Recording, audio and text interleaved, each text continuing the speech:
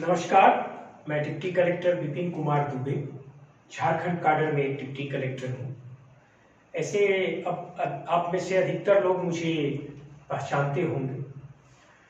मैं अपने land revenue series class के माध्यम से मैं आम लोगों तक लैंड रेवेन्यू की जानकारी पहुंचाने का प्रयास करता हूं, ताकि जितना अधिक अवेयरनेस और जानकारी पहुंचेगी उतना जमीन का विवाद कम होगा और लोग परेशान कम होंगे। आज ये मेरा लैंड रेवेन्यू सीरीज का 14वां लेक्चर है। इस लेक्चर में मैं आप लोगों को बासगीत पर्चा के बारे में बताऊंगा।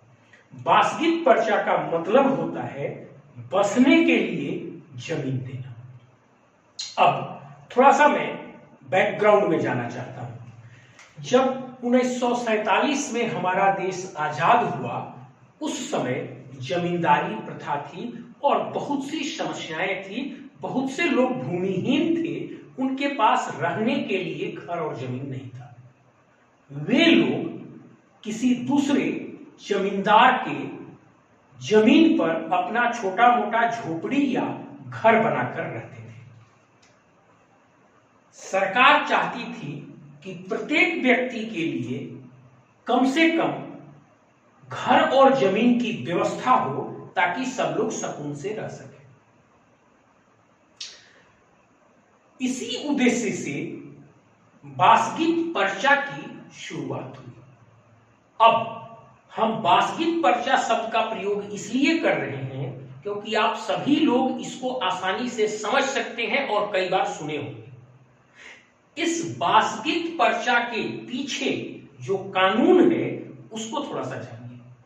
जब 1947 में देश आजाद हुआ, तब इस बासगीत पर्चा के उद्देश्य से एक कानून बनाया गया और इस कानून का नाम है Bihar privileged persons home stay tenancy act 1947।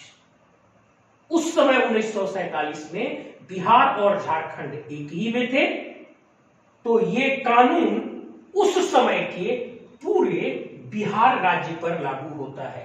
मतलब ये वर्तमान के झारखंड राज्य पर भी लागू होता है। और इसी Bihar privileged persons home stay tenancy act 1947, इसको अब आप झारखंड में कह सकते हैं Jharkhand privileged persons home stay tenancy act 1947। और इसी एक्ट के अंतर्गत बासगीत पर्चा जारी करने का प्रावधान है, अर्थात बसने के लिए जमीन देने का प्रावधान है। और यहीं से बासगीत पर्चा की शुरुआत होती है। यह पहला बिंदु हुआ। अब ये एक्ट पारित हुआ था 1947 में। इस पर गवर्नर का जो एसेंट होता है, वो गवर्नर का एसेंट 1948 में मिला था और ये उसी समय से कानून लागू है। और इसके तहत जो बेघर लोग हैं, जो दूसरे की जमीन पर अपना झोपड़ी या घर बनाकर रहते थे, उनको बासगीत पर्चा जारी किया गया और अभी भी जारी किया जा सकता है। ऐसा नहीं है कि अब ये खत्म हो गया, अभी भी जारी किया जा सकता है। अब आगे बढ़ते हैं। सबसे पहले आपको यहां पर दो बातों को जानना आवश्यक है। पहला, बंदोबस्ती और बासगीत पर्चा दोनों अलग अलग हैं, एक नहीं है।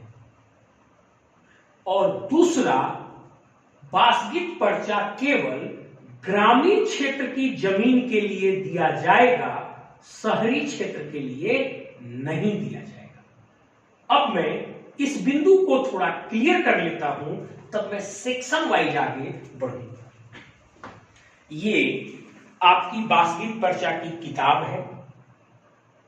ये कानून की किताब है, एक्ट की किताब है, इसी के तहत बासगीत पर्चा दिया जाता है। आप चाहे तो कहीं से भी इस किताब को खरीद सकते हैं। मैं कैमरे के निकट कर दे रहा हूं, देख लीजिए।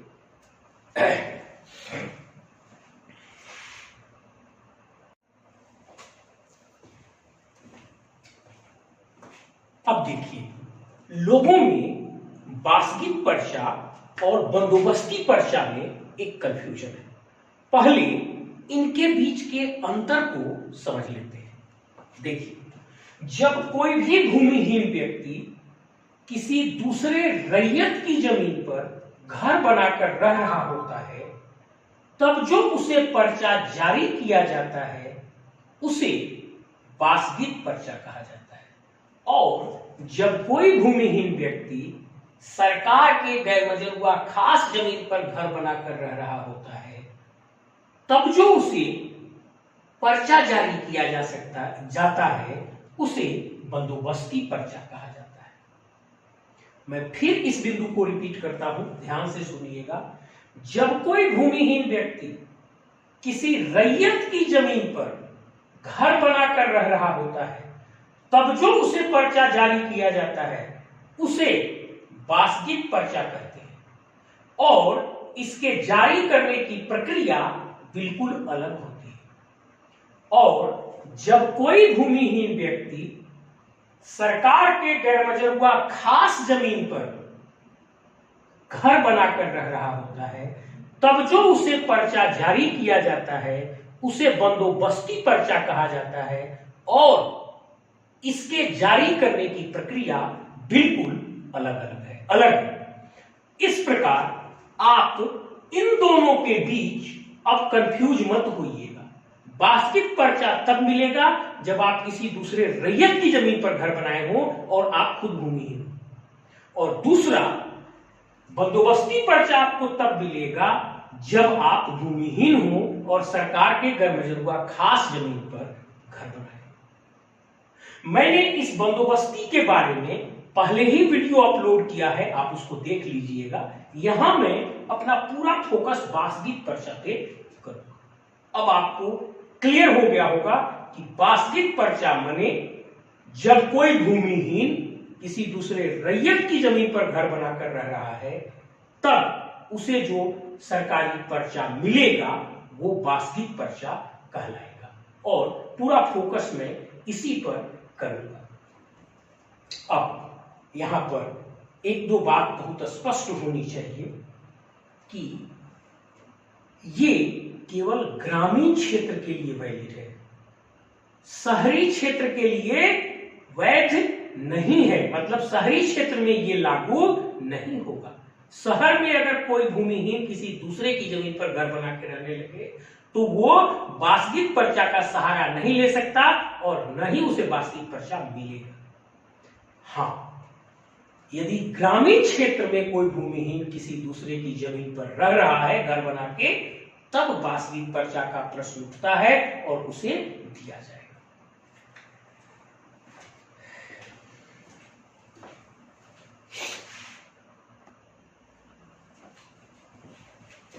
अब आइए इस एक्ट के सभी सेक्शंस को हम एक एक करके समझें। देखिए, पहली बात मैं बता चुका हूं कि बासगीत पर्चा जिस कानून के तहत दिया जाता है उस कानून का नाम है Bihar privilege persons home stead tenancy act 1947। इसको शॉर्ट में बीपीपीएचटी एक्ट 1947 कहा जाता है। ये कानून बिहार की विधानसभा में 1947 में पारित किया गया था। अब 1947 में बिहार और झारखंड दोनों एक ही राज्य में समाहित थे। अतः यह कानून बिहार और झारखंड दोनों में लागू होता है।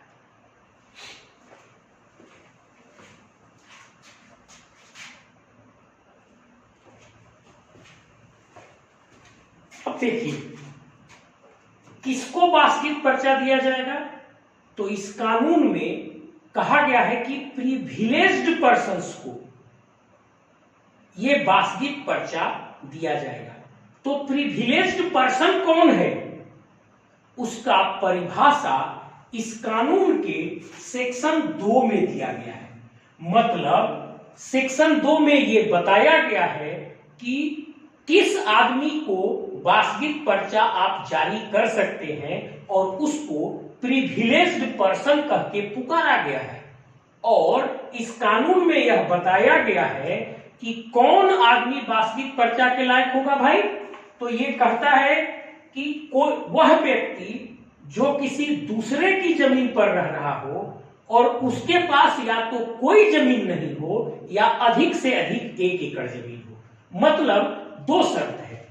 पहला है कि आप दूसरे की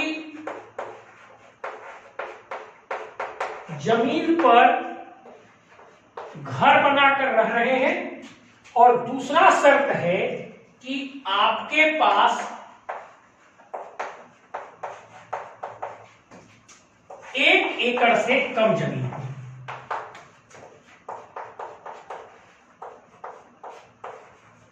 1 एकड़ से कम जमीन। देखिए इस मामले पर बहुत कंफ्यूजन है। कई लोग ये कहते हैं कि वास्तविक पर्चा सिर्फ उसी को दिया जाएगा जिसके पास 1 धूर भी जमीन नहीं हो। ऐसा नहीं है। यहां कानून कहता है कि उस व्यक्ति को वास्तविक पर्चा दिया जा सकता है जिसके पास अधिकतम 1 एकड़ तक जमीन हो खेती-बाड़ी के लिए और वो किसी दूसरे के जमीन या बाड़ी पर अपना घर बना के रह रहा हो। तब जिसके जमीन पर या बाड़ी में वो घर बना के रह रहा है उसका वास्तविक पर्चा उसको मिल जाएगा। लेकिन अगर उसके अपने पास 1 एकड़ से अधिक जमीन होगा तब वास्तविक पर्चा नहीं मिलेगा। तो अब मैं इस कानून के सेक्शन 2 की पुनरावृत्ति करता हूं। सेक्शन 2 में प्रिविलेज्ड पर्सन के बारे में कहा गया है। मतलब ये बताया गया है कि किसको वास्तविक पर्चा आप दे सकते हैं, उनको प्रिविलेज्ड पर्सन कह के पुकारा गया है। और ये कहा गया है कि वह व्यक्ति जो दूसरे की जमीन पर घर बनाकर रह रहा हो और उसके पास अधिकतम 1 ही एकड़ तक जमीन हो, उससे ज्यादा नहीं हो, तो आप उसको दूसरे की जमीन पर जहां पर वो घर बनाया है उसका वास्तविक पर्चा दे सकते हैं।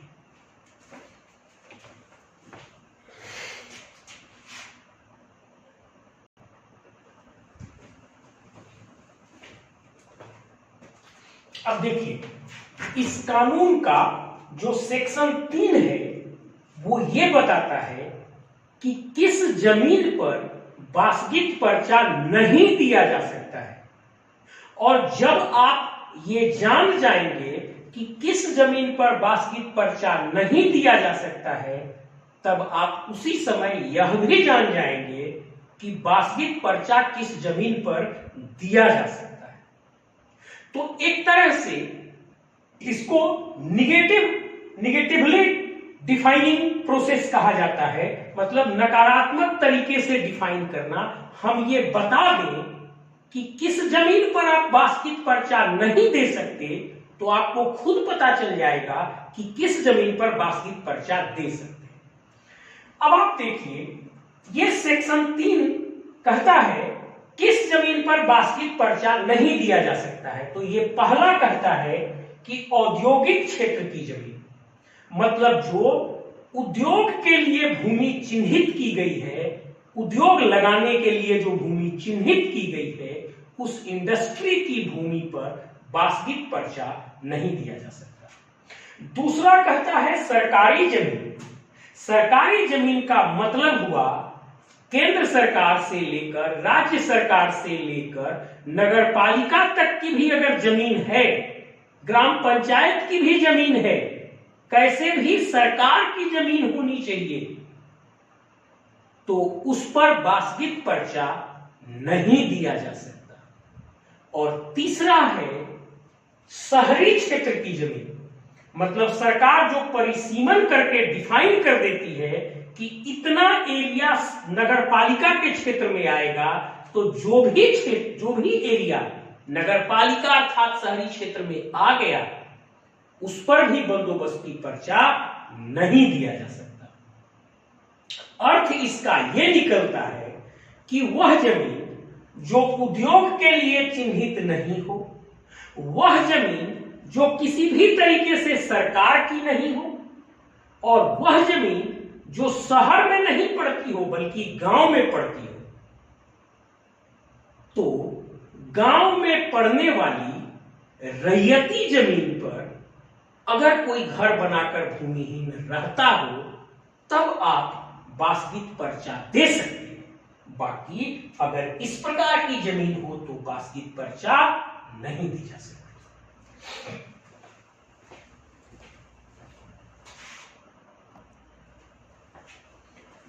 अब देखिए, जब आपको बासगीत पर्चा दे दिया गया तो वो जमीन अब आपके नाम से उसकी रसीद काटी जाएगी। अब जिसकी जमीन पर आप थे अब उसके नाम से वो रहेगी नहीं, क्योंकि बासगीत पर्चा आपको दिया जाएगा और वही बासगीत पर्चा लगाकर दाखिल खारिज करके आपके नाम से रसीद कटेगी। तो आपको अब लगान या रेंट देना पड़ेगा। तो इस कानून का सेक्शन 4 दो बातें कहता है। पहला तो ये कहता है कि अगर आपको बासगीत पर्चा दे दिया गया तो आपको अस्थाई रैयती अधिकार उस जमीन का मिल गया। मतलब अब पहले जिसकी जमीन थी वो अब रैयत नहीं रहेगा उस जमीन के टुकड़े की। जितने जमीन के टुकड़े का बासगीत पर्चा आपको दे दिया गया वो उसका अस्थाई रैयत अब आप हो जाएंगे, उस जमीन पर अस्थाई रैयती अधिकार आपका हो जाएगा। और दूसरा, उसका लगान जो होगा जमींदार के द्वारा भी तय करने का प्रावधान था, लेकिन यदि जमींदार ने लगान नहीं तय किया या उसने गलत तरीके से इतना तय कर दिया कि आपके लिए देना संभव नहीं हो, तब उस परिस्थिति में उस जमीन का लगान कलेक्टर के द्वारा तय होगा और कलेक्टर जो लगान तय कर देंगे वो आपको देते रहना होगा।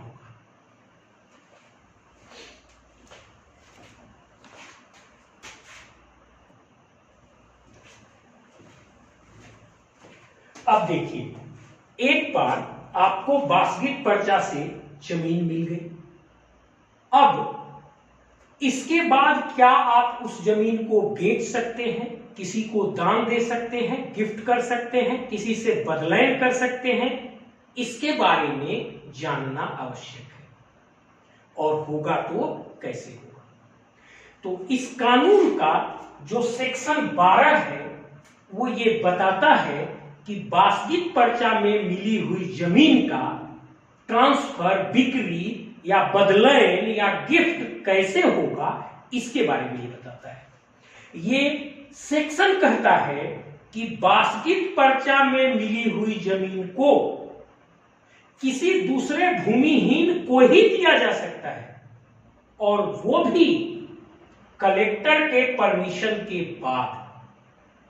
ये इसलिए प्रावधान किया गया कि बासगीत पर्चा की जमीन को लोग बेचकर चले जाएंगे और फिर से भूमिहीन हो जाएंगे, उनके पास घर नहीं रहेगा।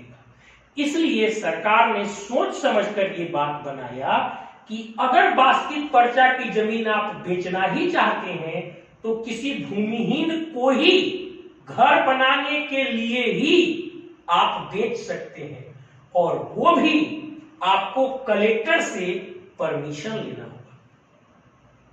जैसे SC ST के केस में जमीन बिक्री से पहले परमिशन लिया जाता है कलेक्टर का, वैसे ही इस केस में भी कलेक्टर से परमिशन लेना होगा, ताकि जब कलेक्टर से आप परमिशन लेने जाएंगे तो कलेक्टर साहब इस बात को सुनिश्चित करेंगे कि आप अपनी जमीन दूसरे भूमिहीन को ही बेच रहे हैं और घर बनाने के लिए ही बेच रहे हैं, आप ऐसे ही जमीन को नहीं बेच रहे।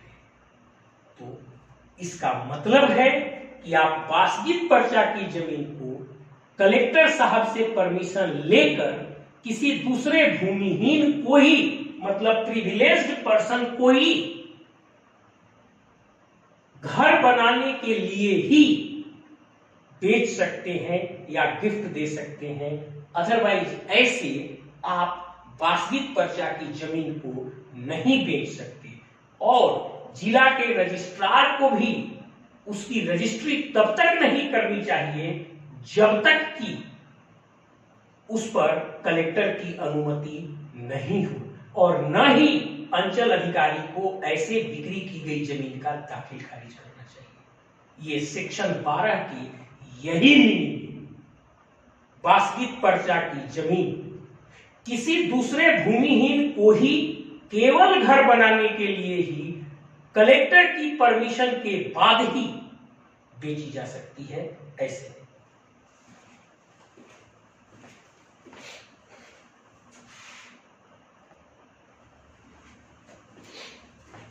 अब देखिए, अभी मैंने आपको बताया कि बास्किट पर्चा की जमीन केवल और केवल दूसरे भूमिहीन को घर बनाने के लिए और कलेक्टर की अनुमति से ही बेची या गिफ्ट दी जा सकती है। अब अगर कानून का प्रक्रिया का पालन किए बिना, मतलब किसी गलत तरीके से बास्किट पर्चा के जमीन का ट्रांसफर किया गया हो, जैसे बिना कलेक्टर के परमिशन के हो, जैसे किसी दूसरे ऐसे व्यक्ति को दिया जा रहा हो जो भूमिहीन नहीं हो, मतलब अगर कानून में जो बताया गया है उससे अलग हटकर अगर गलत तरीके से बास्किट पर्चा की जमीन का ट्रांसफर किया जा रहा हो, तो जिला के रजिस्ट्रार का ये दायित्व है कि वो उसकी रजिस्ट्री नहीं करेंगे, और अगर कर भी दिए तो कोई भी कोर्ट, किसी भी प्रकार का कोर्ट, चाहे रेवेन्यू कोर्ट हो, सिविल कोर्ट हो या क्रिमिनल कोर्ट हो, उस बिक्री को, मतलब उस ट्रांसफर को वैध नहीं ठहराएगा। मतलब बास्किट पर्चा की जमीन का यदि गलत तरीके से ट्रांसफर हो रहा हो तो पहले तो रजिस्ट्रार रजिस्ट्री नहीं करेंगे, अगर कर भी दिए तो कोई भी कोर्ट उसको वैध नहीं ठहराएगा। ये प्रावधान सेक्शन 14 में है। जो हमारा कानून है, बास्किट पर्चा का जो कानून है, इस कानून के सेक्शन 14 में ये बात कही गई है कि अगर गलत तरीके से ट्रांसफर हो रहा हो बास्किट पर्चा की जमीन तो पहले रजिस्ट्री नहीं की जाएगी, और रजिस्ट्री हो भी जाए तो कोई भी कानून उसे वैध नहीं ठहराएगा।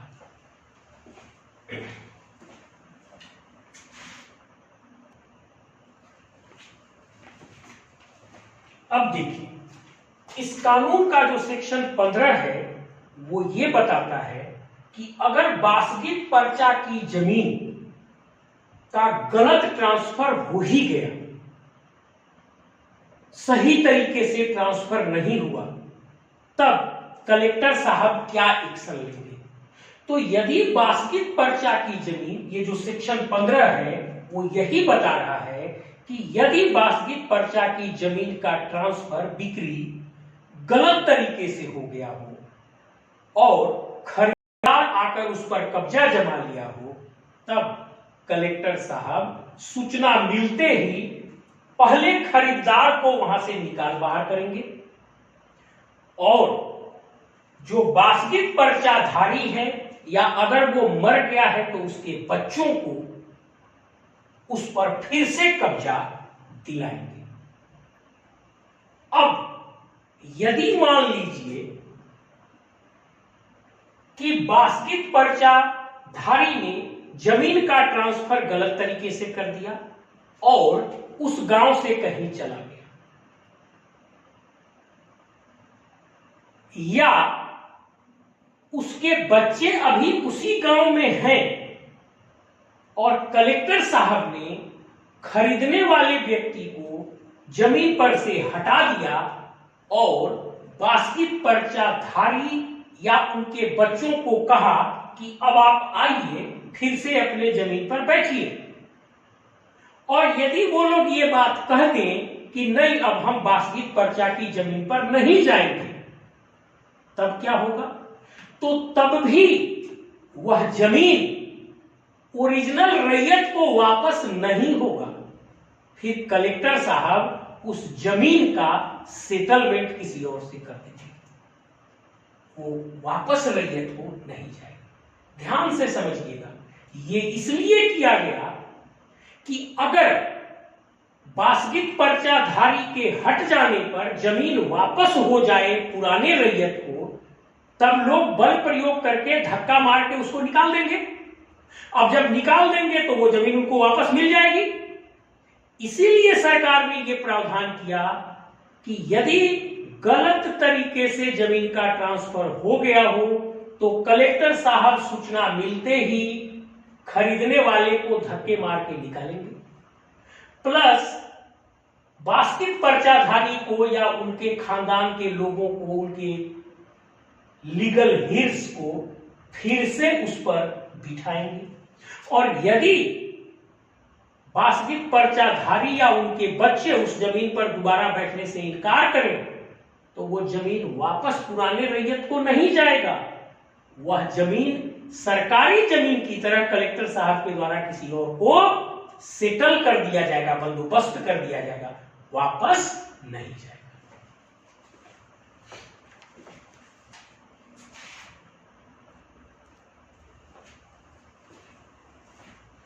अब देखिए, इस एक्ट का जो सेक्शन 16 है, इस कानून का जो सेक्शन 16 है, ये कहता है कि बासगित पर्चा के जमीन की बिक्री कोर्ट भी किसी आदेश या डिक्री के माध्यम से नहीं करा सकता है।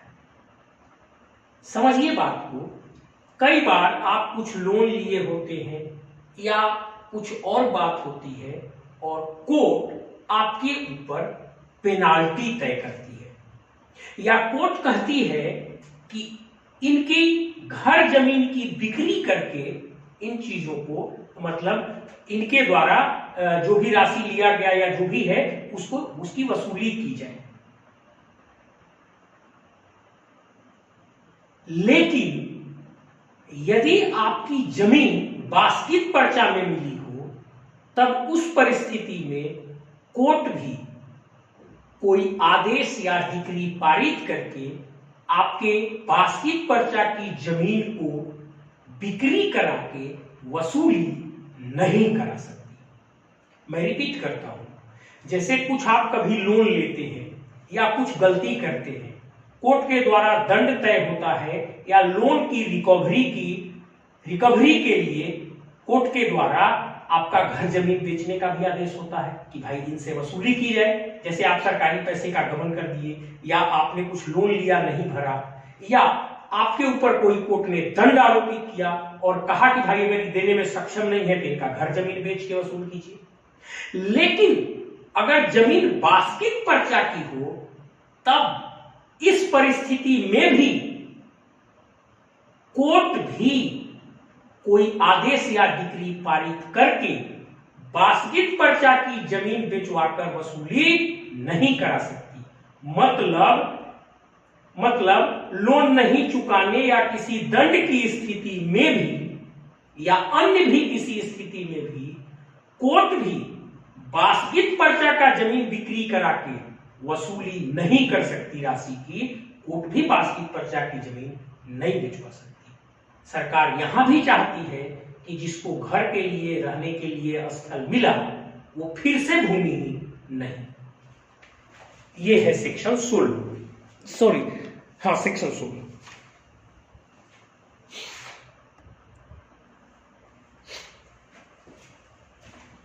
अब देखिए, ये कानून चाहता है कि जब किसी भूमिहीन को रहने के लिए जमीन मिल गया तो उसे अनावश्यक कोर्ट कानून और केस में न फंसाया जाए, उससे बचाया जाए। इसी बात को ध्यान में रखकर इस कानून के सेक्शन 17 में यह प्रावधान किया गया कि बासगित पर्चा के संबंध में कलेक्टर का आदेश अंतिम आदेश होगा। उसे किसी भी सिविल कोर्ट में चैलेंज नहीं कर सकते।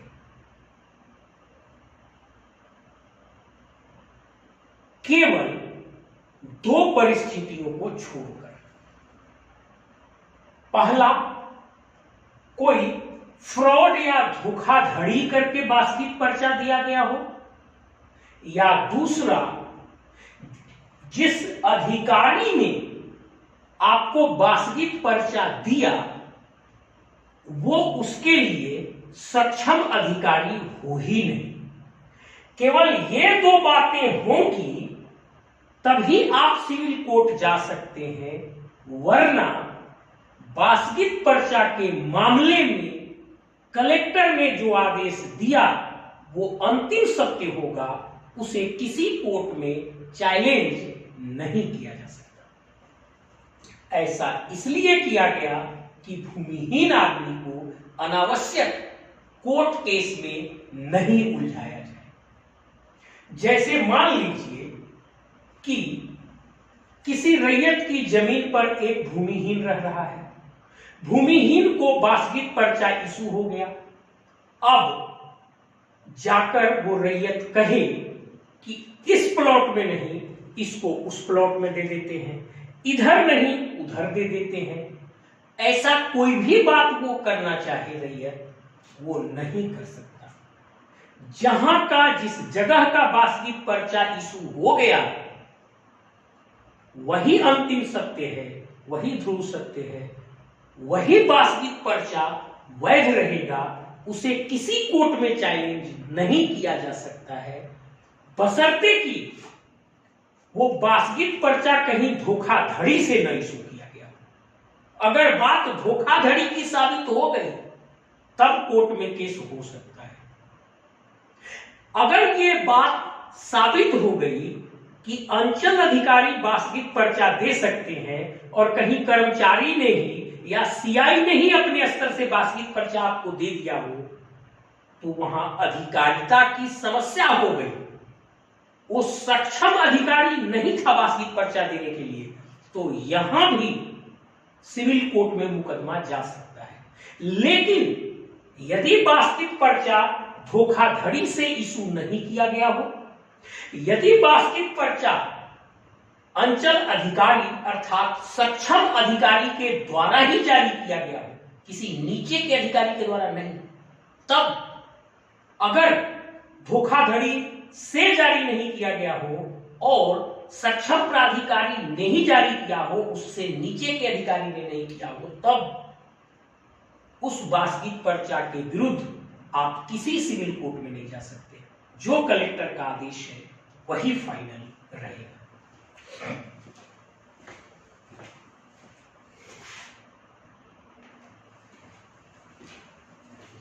अभी जो हमने आपको बात समझाया, मैं भूल गया था, यहां 17 ही लिखा रह गया था।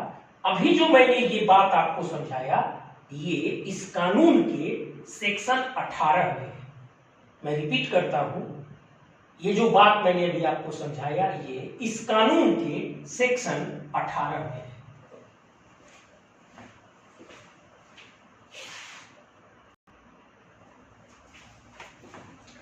अब देखिए इस कानून का सेक्शन 19 क्या कहता है। कभी कभी आप देखिएगा कि एक कानून कुछ कह रहा है और दूसरा कानून कुछ और कह रहा है। मतलब कभी कभी रेयर केस में ऐसा होता है कि दो कानून में कुछ बातें विरोधाभासी हो जाती है।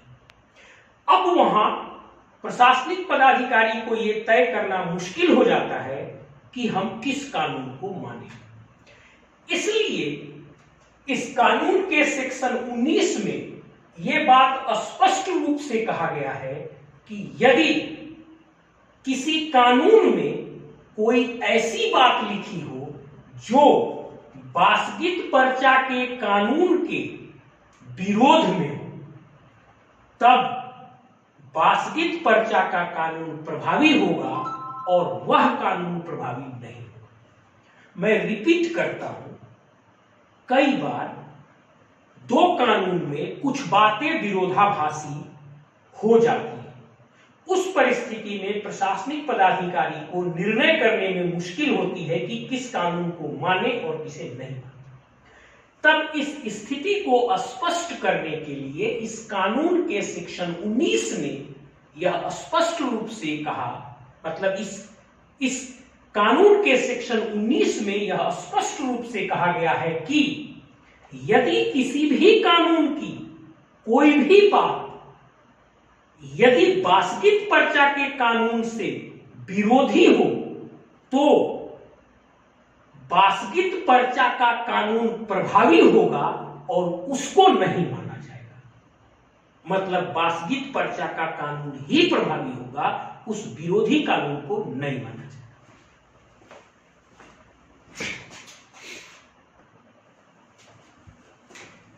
अब देखिए, मान लीजिए कलेक्टर के पास कोई आवेदन आता है या नीचे का ही पदाधिकारी लिखकर ये बढ़ाता है कि कोई बासगीत पर्चा में कुछ त्रुटि रह गई है, कुछ गलती रह गई है, तब इसका सुधार तो होना चाहिए।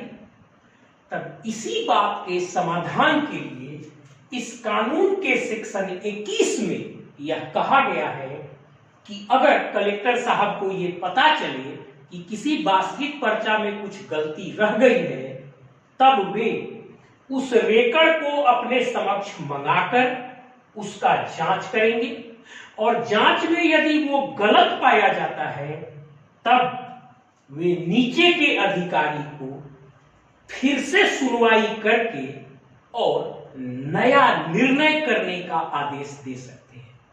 तो जैसे मान लीजिए सीओ साहब बासगीत पर्चा इशू करते हैं, अब कुछ गलती रह गई, कलेक्टर साहब को पता चला, वे रेकॉर्ड को अपने पास मंगाएंगे, रेकॉर्ड की जांच करेंगे।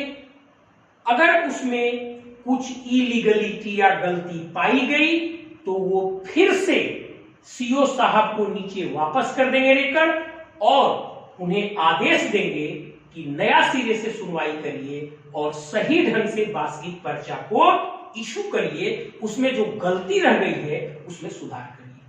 मतलब बासगीत पर्चा में यदि कोई गलती रह गई है तो उस सुधार का मौका यह सेक्शन आपको देता है।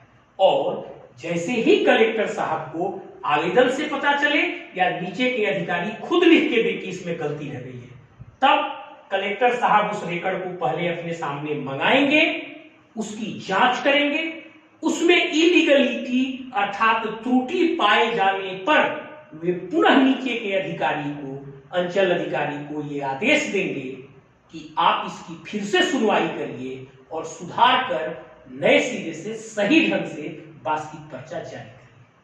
ये सुधार करने के लिए ये एक रास्ता छोड़ा गया है कि कोई त्रुटि हो गई हो तो आप इसमें सुधार कर लीजिए।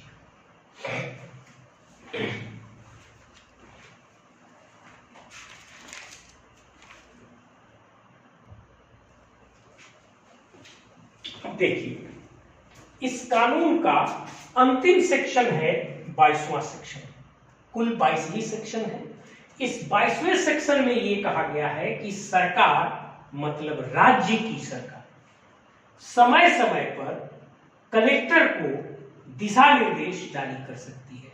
मतलब यदि राज्य की सरकार चाहे तो समय समय पर जिला कलेक्टर को बासगीत पर्चा के संबंध में निर्देश जारी कर सकती है।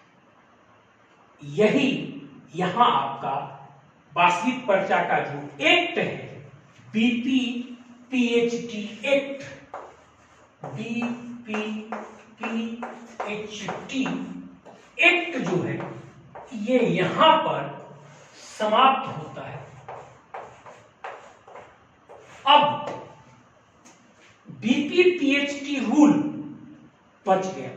मैं रिपीट करता हूं, बीपीपीएचटी एक्ट मतलब बीपीपीएचटी कानून, जिसको हम अभी तक बासगीत पर्चा कानून कहते आ रहे थे, उसमें कुल 22 धारा है और ये 22 धारा यहां तक समाप्त हो गई।